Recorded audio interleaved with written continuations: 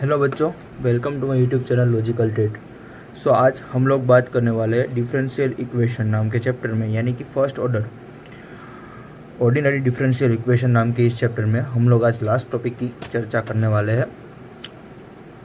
और हमने इसके पहले के वीडियो में हम लोगों ने यह टॉपिक शुरू किया हुआ था कुछ इक्वेशन, यानी कि ये टॉपिक का नाम था इक्वेशन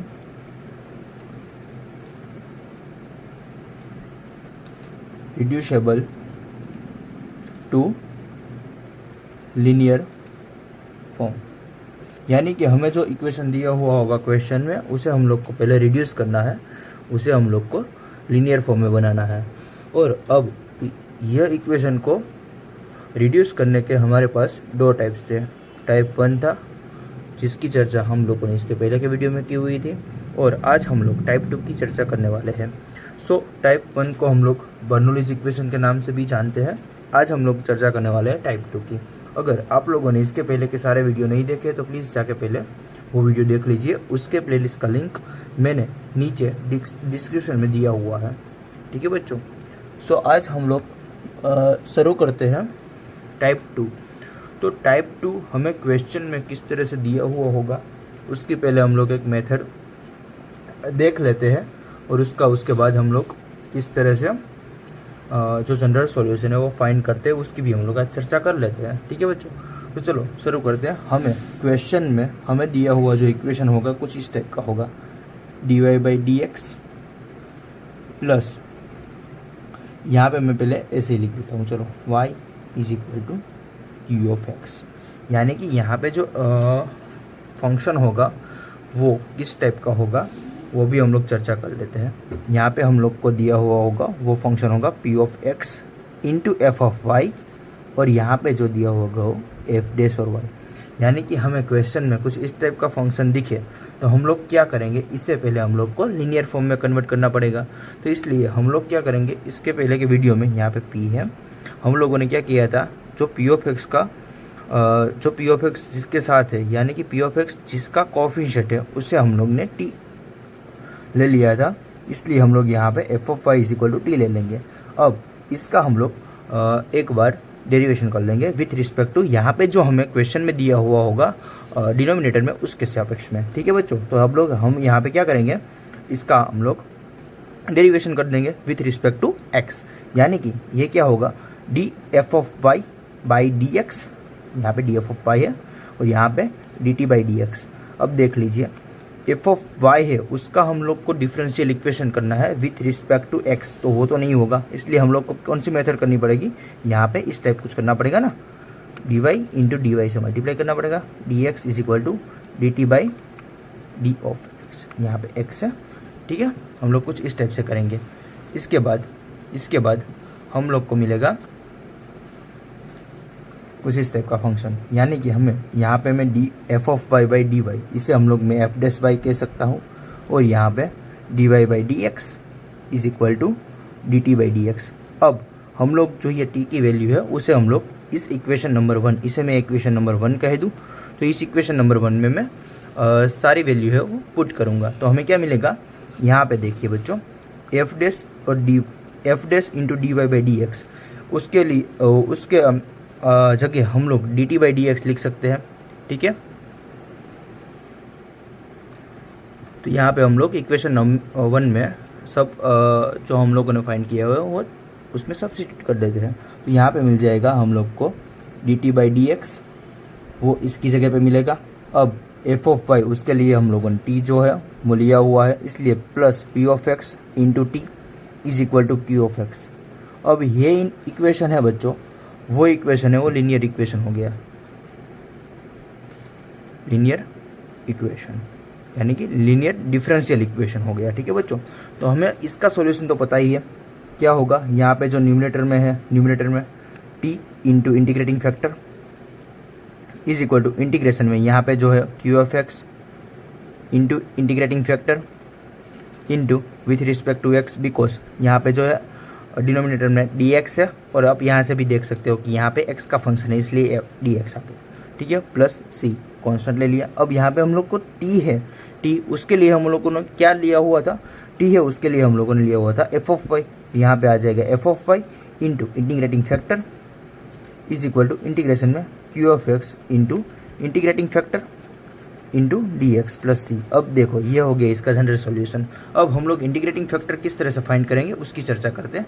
तो इंटीग्रेटिंग फैक्टर है बच्चों, वो हम लोग इंटीग्रेटिंग फैक्टर है कुछ इस टाइप से फाइंड करते थे, ई रेस टू इंटीग्रेशन में P of x into D x, क्योंकि पी ऑफ एक्स है वो भी एक्स का ही फंक्शन है, इसलिए P of x into D X. ठीक है बच्चों, तो ये होगा हमारा क्वेश्चन में दिया, जो हमें क्वेश्चन दिया हुआ होगा उसे हम लोग को किस तरह से पहचानेंगे और उसके बाद उसका सॉल्यूशन कुछ इस तरह से हम लोग फाइंड करेंगे। तो ये पूरी प्रोसेस हो जाएगी।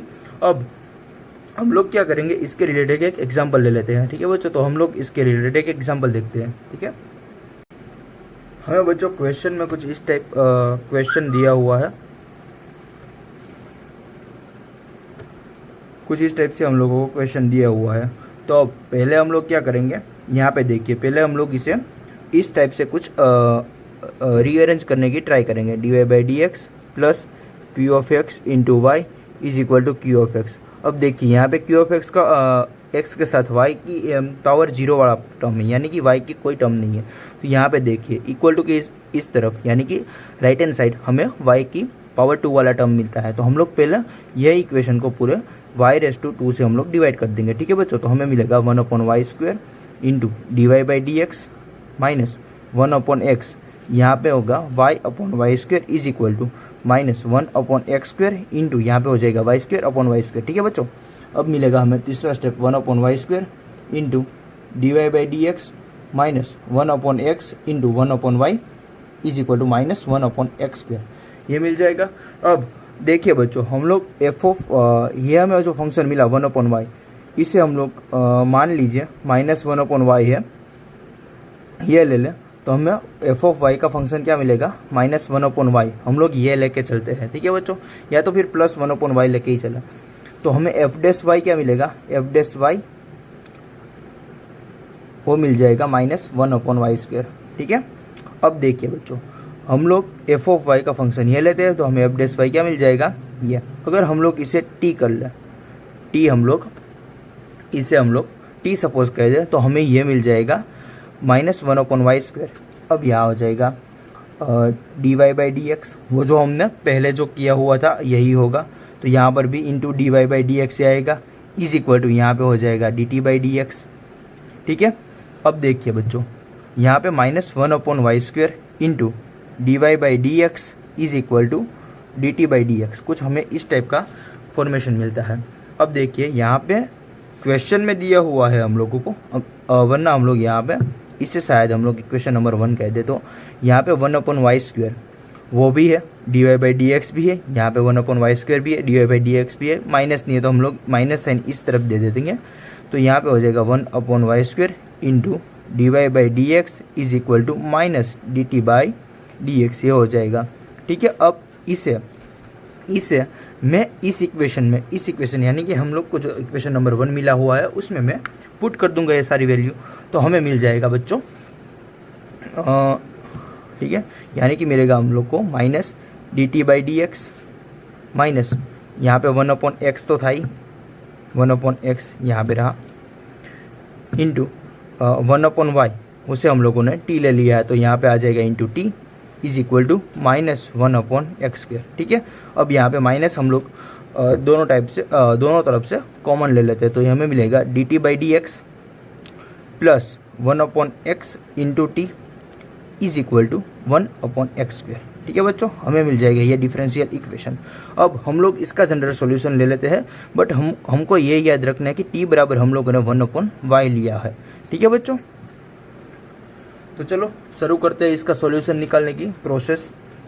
अब इसका सॉल्यूशन निकालने से पहले हमें इसकी ज़रूरत पड़ेगी पी ऑफ एक्स, यानी कि जो एक घात का कोफिशिएंट होता है वो यहाँ पे डी टी दिया हुआ है, तो डी टी में न्यूमरेटर में देखना है, तो उसकी एक घात का जो कोफिशिएंट होता है, यहाँ के न्यूमरेटर में टी है, तो टी की एक घात का जो कोफिशिएंट है वो हो जाएगा हमारा पी ऑफ एक्स, यानी कि 1/x, और क्यू ऑफ एक्स हो जाएगा 1/x²।